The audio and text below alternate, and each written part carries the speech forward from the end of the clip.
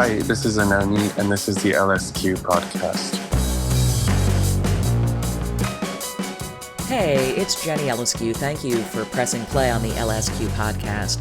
I'm so excited to share the following conversation with ANOHNI of ANOHNI and the Johnsons. This was one of my favorite interviews in recent memory. At the beginning, you'll hear us talking about how we decided to leave the cameras off during our Zoom, and I'm glad that we did because there were moments when ANOHNI was talking about her experience as a creative person so poetically, and I was so moved that I was on the verge of tears, and I'm glad she couldn't see that because, you're not supposed to cry as the interviewer. There's no crying in baseball and interviewing.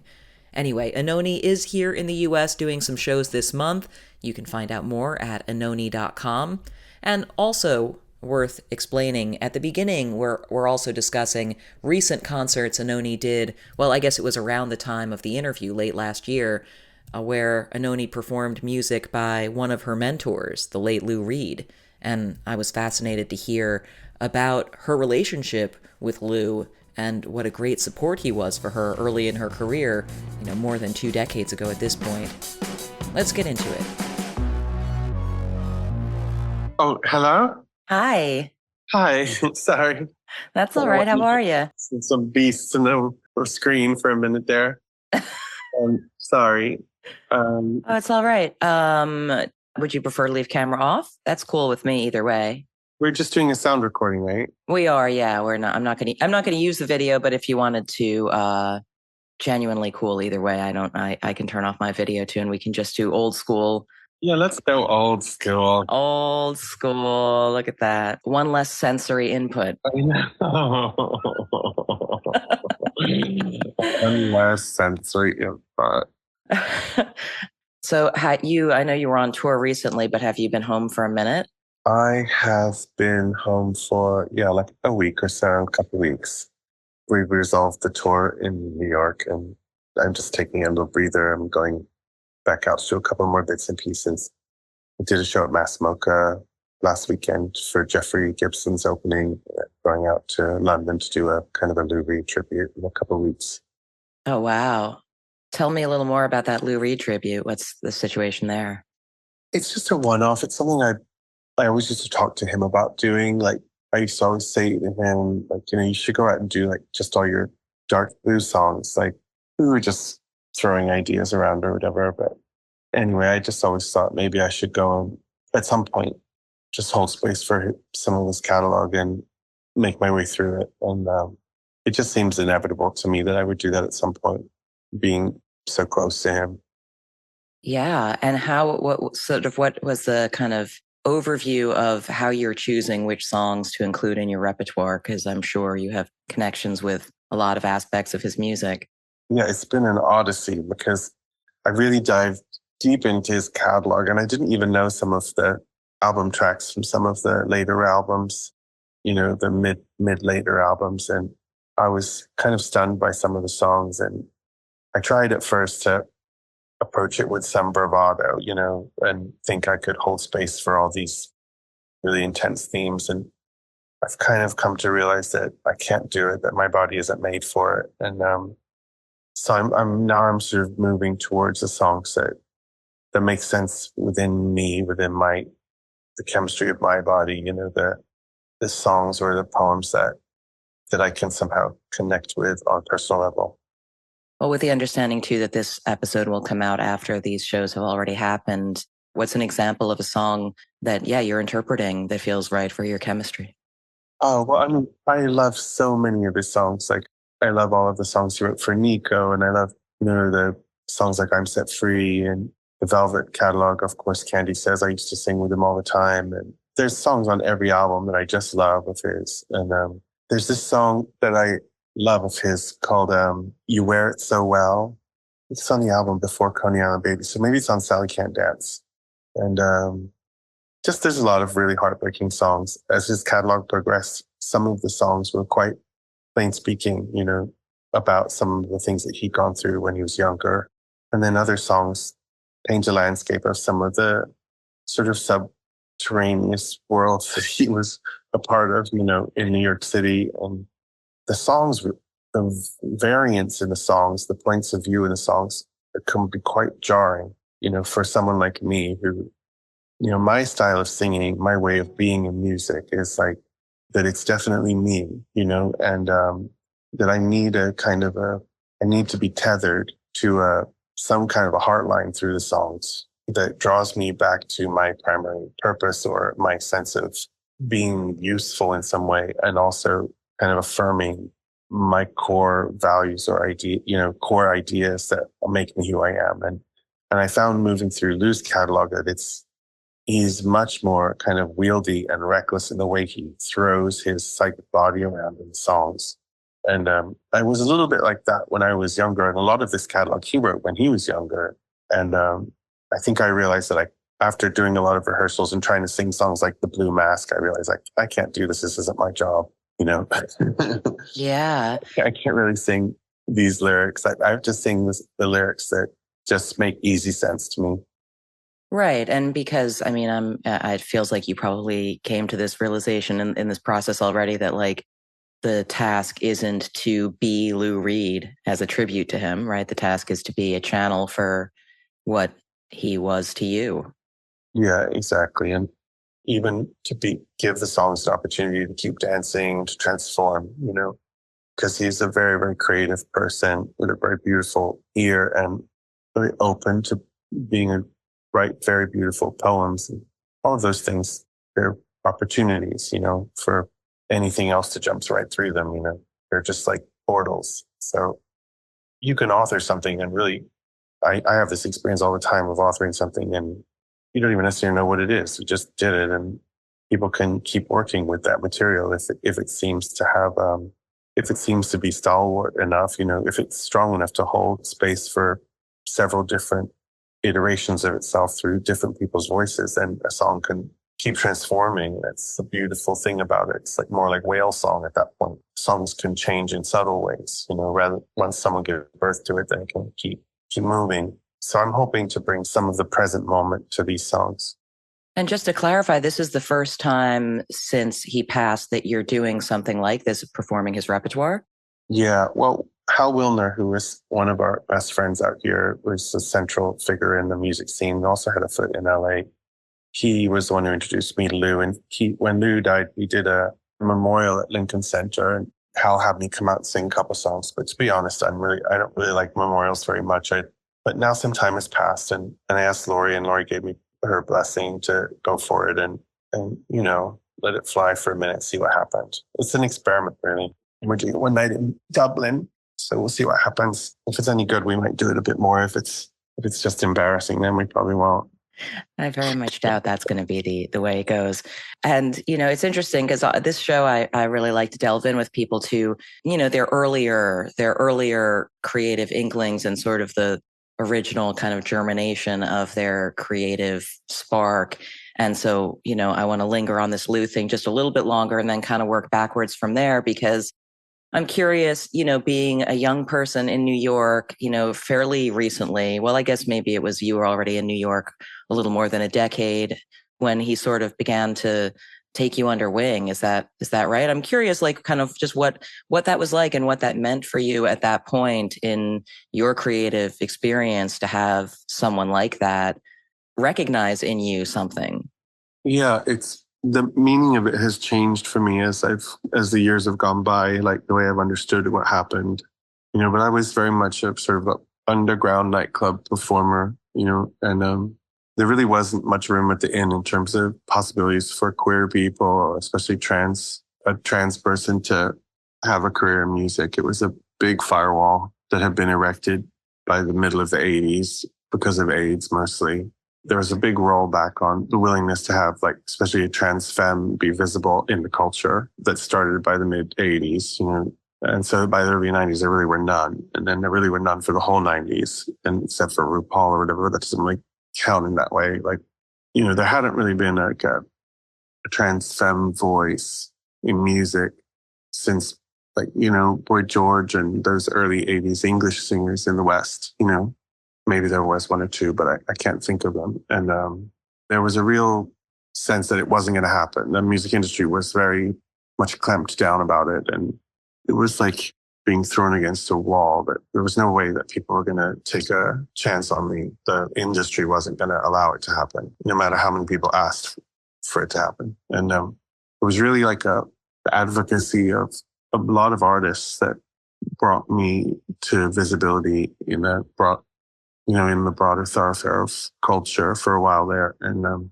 the first artist that did that was David Tibet from Car 93, who's a sort of underground English artist. But these straight guys, he's actually kind of, I wouldn't say David was macho, but he was like he's a formidable character who kind of commanded a lot of respect in the kind of boys club music magazine world and music scene. And Lou also was, a pretty macho guy and threatened, a lot of people, people were intimidated by him. And so his endorsement of me as this kind of big, feminine, sort of liquid voice, was just a kind of stunning affront to the presumption that someone like me wasn't allowed to exist in the storefront of our culture, And he toured me around. He asked me to be his backup singer. It was later that I found out that he'd worked with Jimmy Scott before he worked with me. And I think in some ways I was a kind of a little bit of an imitation Jimmy, as far as in his mind, that he loved to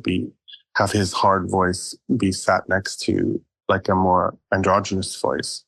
Like he liked the juxtaposition of it, the feeling of it. He liked the aspects of the feminine feeling within androgynous voice. I think that was what drew him to me. And he used to come to my concerts at Joe's Pub, and he had me come and sing for his album, The Raven. And then he really took it upon himself to introduce me to every audience that he had. He took me on world tours, and, the final show, the song of almost every show would be me singing Candy Says, and he would introduce me and force everyone to listen and shut people up when they were catcalling me or whatever. And, it was wild because, Lou's audience was pretty rowdy, and he kept pushing for me, kept asking. Eventually he got me signed after so many, everyone had said, the entire record industry individually and collectively had said, there's no way we're ever going to sign this queen. And then Lou made it almost a condition of his signing to a label in the US called Sanctuary, who owned a stake in Rough Trade, told them, you have to reconsider ANOHNI. And they did, and they released I'm a Bird Now, and then it won the Mercury Prize. And that was just a game changer. Like suddenly something caught on fire, and it was in everyone's living room, in the UK. Like they all heard these songs, Hope There's Someone, For Today I'm a Boy. It wasn't just queer people hearing it was everyone hearing it. And it was really the first time like a person, like a queen, had been seen in English living rooms since Boy George. Yeah. And that's a 30-year, there was from 85, 95, 105, actually it's a 20-year, basically 20-year into, there have been gay people, but not like a trans femme expression. And I don't know, it was an anomaly. I was such an anomaly at that point that people didn't even really know how to categorize me. And I wasn't using a female name. So people just sort of dismissed it as eccentricity, or tried to categorize it as eccentricity. I was also classified with Devendra Banhart and Coco Rosie. So I was classified as kind of freak folk or whatever, even though I had nothing to do with folk music. But, it was all these artists sort of adopting me and creating space for me within their genre or oeuvre or demographic or fan base for me to exist. I really was ushered into the light by other artists. And it was extreme and like a miracle, really a miracle. For me, it was a miracle that it happened. It's like a huge, huge miracle, like just a moment of opportunity, a window in the culture where something like that could happen. You mentioned, Boy George, and you mentioned the span of time earlier, how long it had been since there had been someone who you felt represented you in the public eye in that way. And I guess that era would have been when you were yourself a child. Can you tell me a little bit about kind of connecting with music and the first music that struck you as a kid and felt like it belonged to you? Well, the first music that affected me was Kate Bush. I was raised in England and Amsterdam, and Kate Bush released her first songs, Wuthering Heights and stuff. She had such a mystical kind of pagan quality. And it was so full of color and spirit. And it was so it was so full of creativity, that just captured your imagination as a young child, as a 7-year-old. That was the first record I ever bought.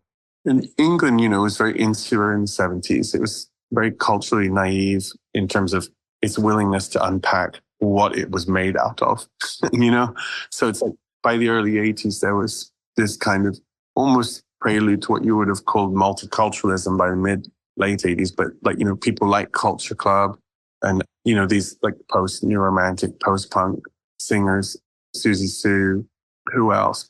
But for me, especially, and Alison Moyet was a really big inspiration. And it was all, not Susie so much, but certainly George and Alison Moyet. That was the first time I ever heard voices that, I remember as a 10-year-old in my grandmother's living room in Surbiton in Kingston, London, just like starting to cry when I would hear their voices, and I didn't know I was crying. I'd never had that reaction to music before. It was like drawing something out of me that I'd never experienced before, like a really visceral kind of physical reaction to sound that filled me with a feeling of nostalgia for a time almost like a feeling of tremendous loss for something, but I didn't know what it was. And it was almost making me feel sick with emotion.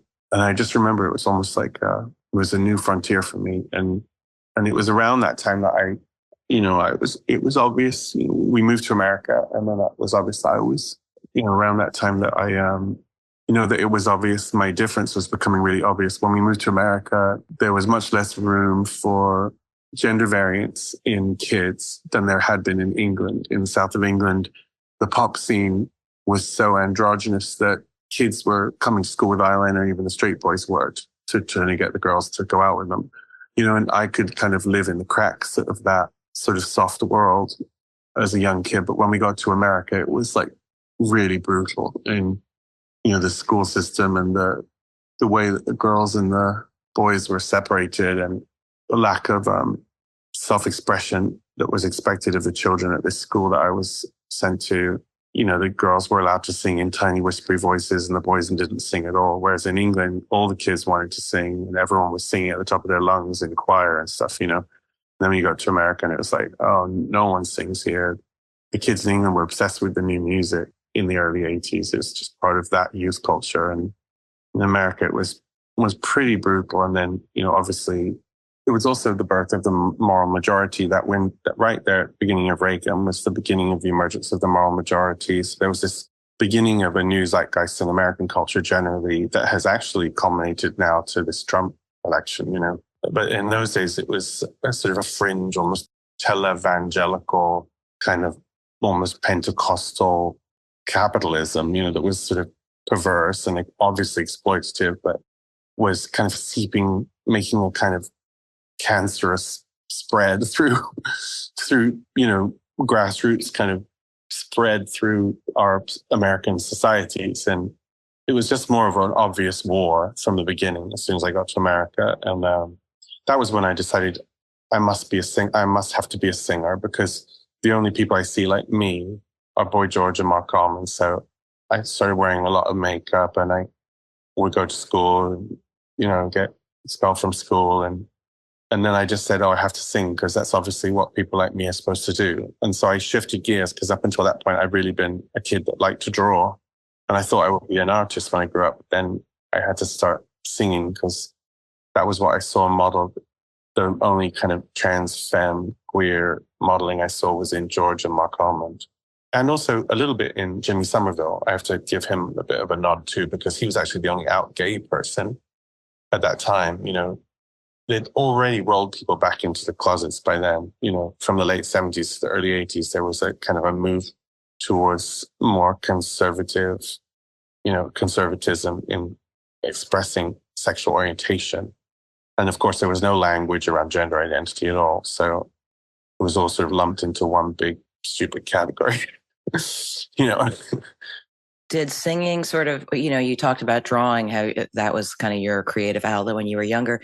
When you started really leaning into singing, did it feel like a continuation of that energy, that the thing that it satisfied or the thing that it quelled, or some combination of that it was that creativity in general elicits, or, and I'm curious whether you would say it elicits a feeling or it quells a feeling? I was, as a trans, femme, queen, like as since a child, born that way. My job was always as a kind of a foot, like a handmaiden of the feminine and of my mother and of the idea that women could, and to defend my mother from my father and his ideas that feelings were feelings were lower, that women's emotion was the reason that they were excluded from any conversation of reason, or governance, that emotion disqualified you from conversations of reason, that you were hysterical if you had feelings, and that was sort of the reason you were a second class citizen in a weird way. And it was ironic because a lot of men that asserted that were rageaholics, who were filled with emotion, but just a different kind of emotion. Yeah. And a lot of their rage was often sublimated in these kinds of supposedly civil or rational declarations, but they were seething with a kind of loathing of femininity, of womanhood, of motherhood, of the agency of motherhood. And my job, just intuitively, as it has been for thousands of years, in many communities, was to kind of side with my mother and assert that we had the right to have feelings and that feelings were a legitimate part of the expression of what's really happening, or a legitimate way of beginning to try to understand, like, it's a part of a system of inputs that we have for understanding what's happening to us. So I was kind of lumped in with my mom in that whole thing. And so that became a big part of my mantle, as a kid. That was like part of my thing, that I had a right to have feelings. And then there were singers that were starting to say that. I remember Marc Almond saying, like, I don't care if the notes are out of tune as long as the feeling's right. And then later on, I remember hearing Nina Simone saying, don't put nothing in it unless you feel it. Like this idea that in music, feeling was one of the principal rivers of energy that you drew from in order to forge like a significant expression, a meaningful expression. So I think it was the most direct way of me doing the things that I was kind of born into, needing to represent, which was like a feminine spectrum of emotional, spiritual, like dreaming and thinking. And did it then and up until now? I mean, is it a salve? Is it, as you're saying, it brings feeling out, but does it also kind of make you feel better? Yeah, I mean, I started singing as a survival strategy to comfort myself. I mean, the reason my voice turned the way it did was because I was using it to try to help myself. It was a survival strategy, most definitely. And in that way, it mirrors and emulates like the people who forged this technology. Like I followed in the path of the people that forged ecstatic singing technology, which Black American singers. I mean, all of the English singers that I was inspired by, it wasn't until I was in my late teens, early 20s, I realized that, there's a reason why these Scottish singers like Annie Lennox or Irish London singers, 18-year-olds like Boy George, and were singing in American accents with American inflections, Black American inflections, is because they were wholly imitating and embodying like a technology that had come from Black American music. And they were even imitating a second or third iteration of it. They might be imitating a white singer who had absorbed like the American invasion in the 50s. They might have been imitating Dusty Springfield or something, but they were in there, like in this trajectory of appropriation. I don't mean appropriation in a negative way, because I see myself as a beneficiary of that same thing, that same line. But at a certain point, like English singers and singers all over the world leaned into Black American music because of the incredible technology that it offered, survival strategies, resilience, joy in the face of untenable conditions, the opportunity to physicalize emotion. All those girls, I think of all those girls just screaming at Beatles concerts. They weren't even screaming for the Beatles. They were screaming because it was the first chance that they'd had to scream since they'd been born. Absolutely, yeah. And they're screaming to be heard. They're screaming for the right to have feelings. And that was something that was being modeled in Black American like music that was coming across the pond. It was doing exactly what Boy George and Alison Moyet's voices did to me, which was just flood you with a feeling, with like open a channel in you that had been sealed closed by your culture, by your society, brutally sealed closed. Girls aren't allowed to have feelings. That's why they're going to this concert and screaming their fucking heads off when they were 13. They didn't care what was happening on stage. That's why Mick Jagger is standing in the back of that Aretha Franklin documentary, just like cross-eyed with joy at the riches that he can gobble up and imitate and bring back home. And English people were particularly good at imitating. We're like the original appropriators. We're the original colonists, and it's in our language, our native tongue, so to speak. So, it wasn't a stretch. But honestly, I grew up listening to English people singing with American accents, and that was normal in England. Like, why are everyone singing American accents? And it's not just American accents, it's singing Black American accents. Yeah. And that was totally normal. So when I got to college and my college roommate gave me, well, it was before that, even the end of high school, I started to meet Billie Holiday and Ella Fitzgerald and Ray Charles records, Ray Charles country record, and hearing his version of Yesterday by the Beatles and his ecstatic version of Yesterday, and just suddenly bursting again into tears from one listen and realizing that he'd applied this technology to this kind of benign song structure, this brilliance. He'd applied his brilliant technology to it and turned it into an ecstatic fountain, And then when I got into Nina Simone, then I realized at that point, Nina Simone was really on the dark side of the moon. People didn't really care about her music. I even went to see her do a concert at Carnegie Hall. The first concert she did at Carnegie Hall was like 1981. It was only half sold. And I was sitting there and it was her first concert back since like the late 60s, early 70s. And I just sat in the balcony, just sobbing.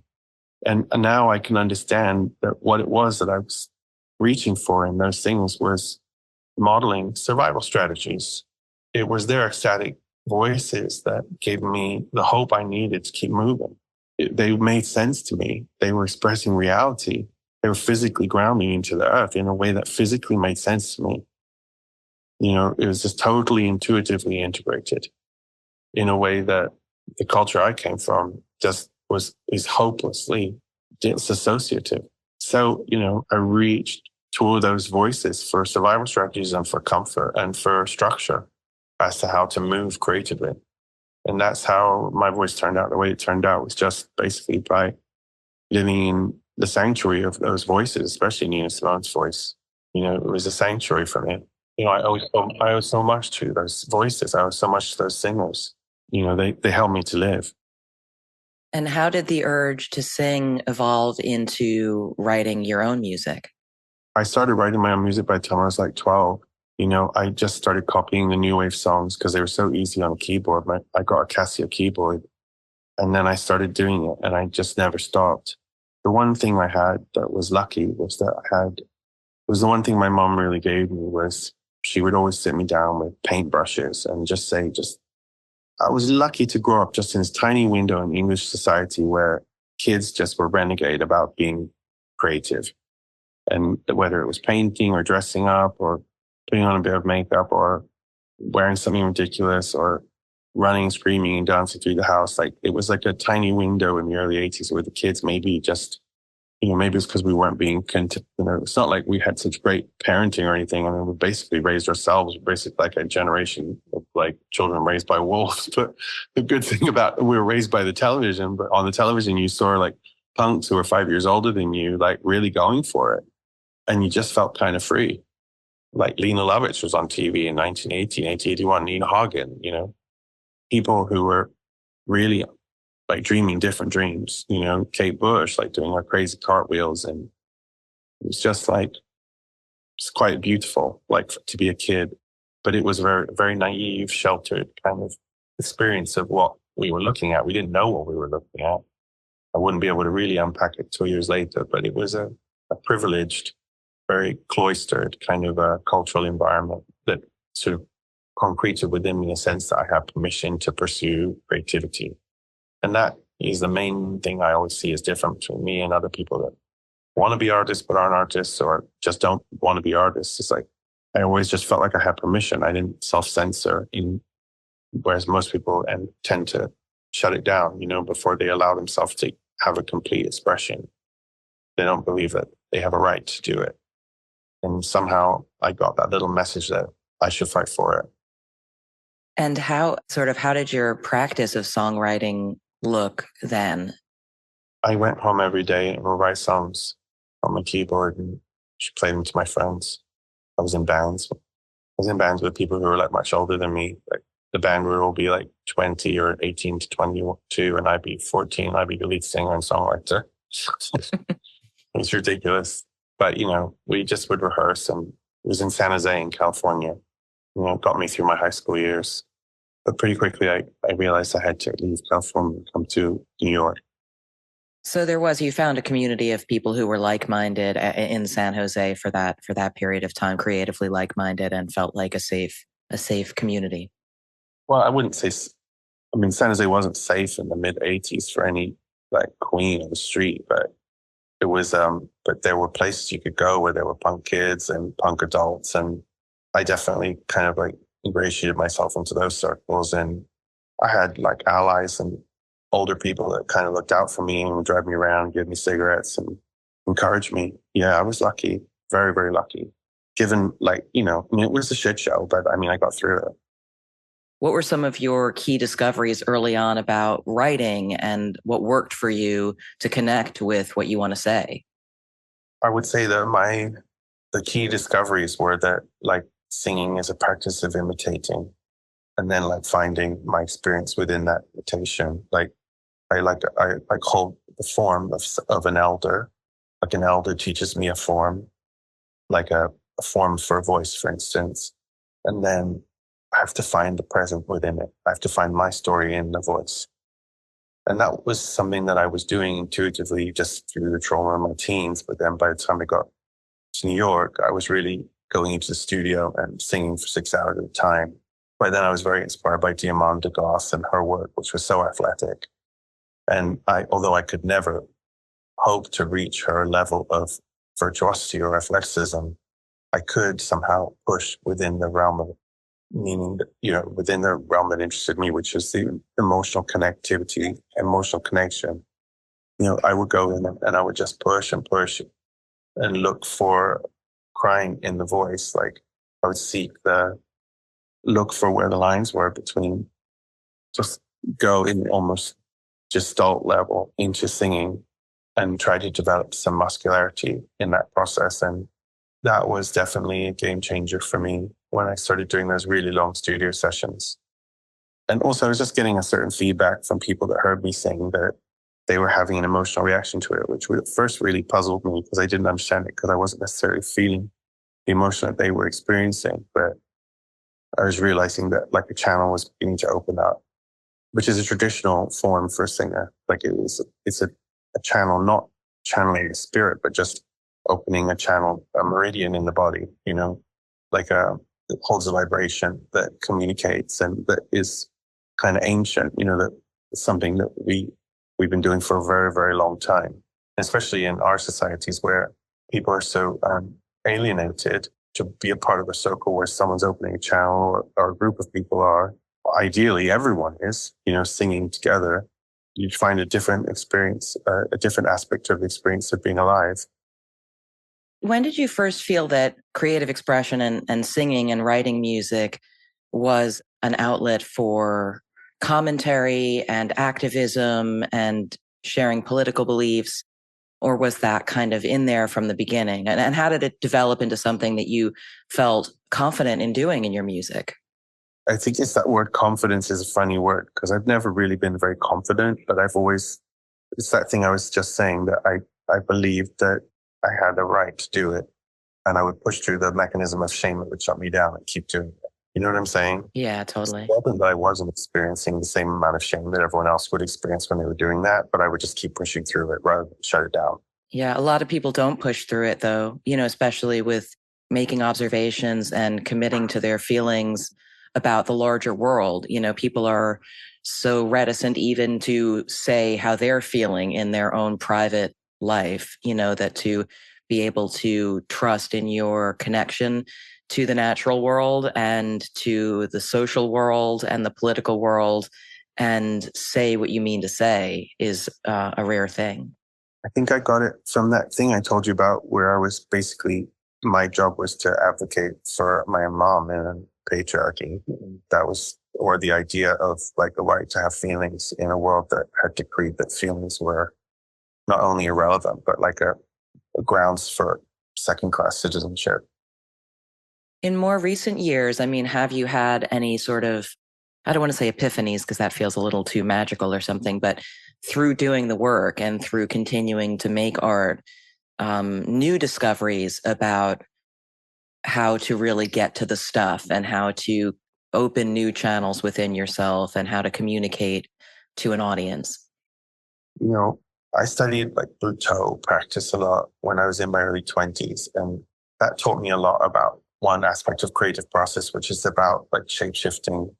One way of sort of almost an alchemical way of drawing forth something you might not have expected is to throw yourself away, like throw away your pedestrian idea of who you are in this process and allow other images to pour through you, like whatever's in the room, for instance. Like, say you're in a room, you're standing on a wooden stage, like imagine that the wood comes from a tree and imagine the water coursing through the tree and imagine the song and experience that the wood of that tree has endured during the course of her life. And then the water's longer story that connects to precipitation in the water and the ocean around the world and its movement through like generations and generations of bodies and forms. And that all of that information can be metabolized as creative material that can help you to find a gesture as a singer or as a dancer or as a painter.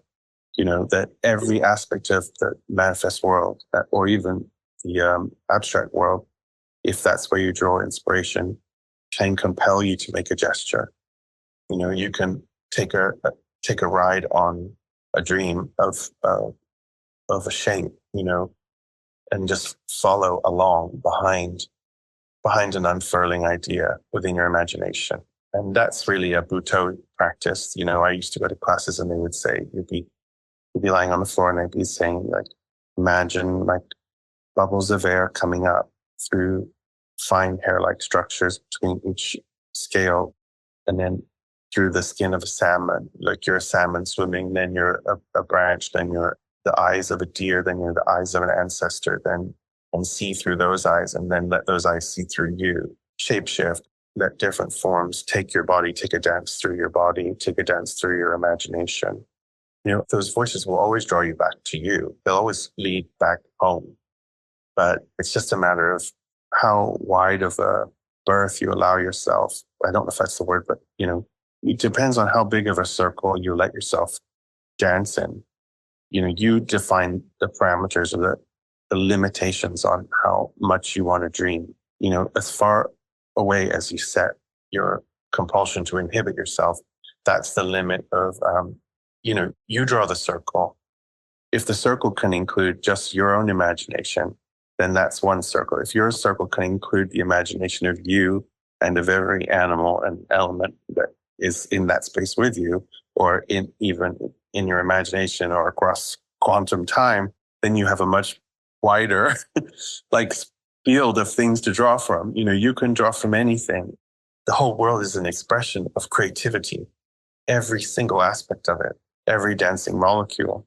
So really, you're just, you know, if you're giving formal voice to something that's always happening, creativity is happening within our bodies, within every cell of our bodies all the time. There's nothing that isn't an aspect of creativity. It's called creation for a reason. It's filled with creativity. And it's actually the thing that patriarchy hates the most, you know, is the agency of creativity. It's why they seek an apocalyptic solution to end it, to escape it, to escape the womb, to escape voluptuousness, to escape, you know, the spectral nature of reality. They just want to, you know, nail it into this paradigm and then just nail it into a final kind of colonial theft, an author, to steal the authorship of creativity and to turn it into this kind of brutal final solution. It's the opposite. It's a very woman-hating world, a very feminine-hating world.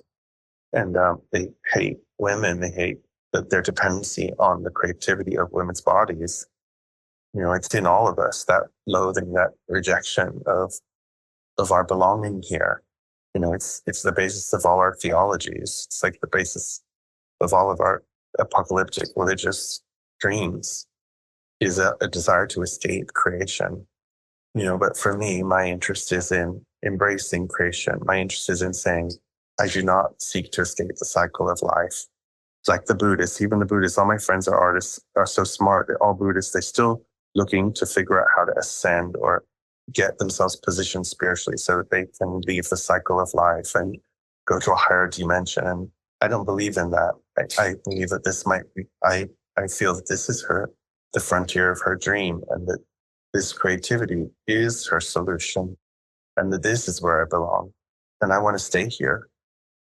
Yeah, I mean, I guess that's why it's so interesting to me always just to talk with artists. And, as you say, the sort of like ask any artist about this sort of turning it on and turning it off kind of thing, for lack of a better analogy of,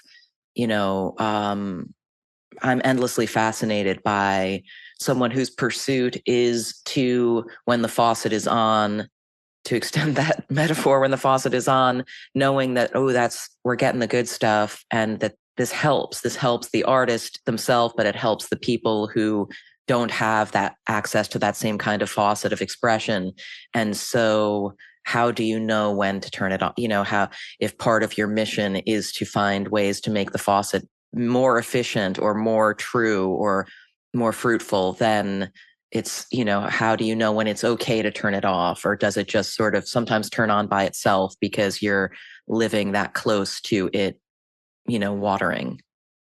Yeah, one thing I guess that I could say is that I've become less extractive with myself as I've gotten older. Like I used to think about it like a faucet, and then you need to steal the products of creativity from myself, almost like a Darwin stealing dead birds from the trees. Like you would try to snatch the products of your creativity from yourself, like stealing from your own womb in a weird way. And it doesn't really make any sense. Like as I've gotten older, I've realized that like creativity is just a way of seeing. Creativity is just a physical reality. Everyone's in creative process. Like creativity is always just right there. It doesn't mean you have to make something or do anything. All you have to do is breathe and open and listen for a minute, and you'll hear something. That's creativity. Or you'll see a dancing light. And if you want to follow that for a while, maybe you can mine something out of it if you're a miner, but you don't have to do that.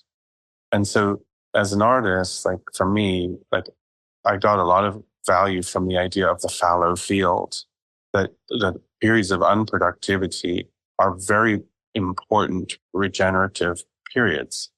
That it's not about, periods doing gardening, periods talking to your friends, loving, being alone, feeling pain, writing down numbers for your taxes, whatever it is, whatever the things are, like these are all there's a way to contextualize all of these things as creative riches. Even being in a prison cell, there are many artists who found the walls of a prison as a wall to be a screen that revealed to them the secrets of the world. Even confinement, even excruciating pain you can find a diamond inside it. Even what people categorize as tragedy, doesn't have to be tragic. Kali isn't running around screaming, this is tragic, that is tragic. Her eyes are glistening and she's in her creativity. You know what I'm saying? She's just doing her business. She's wild.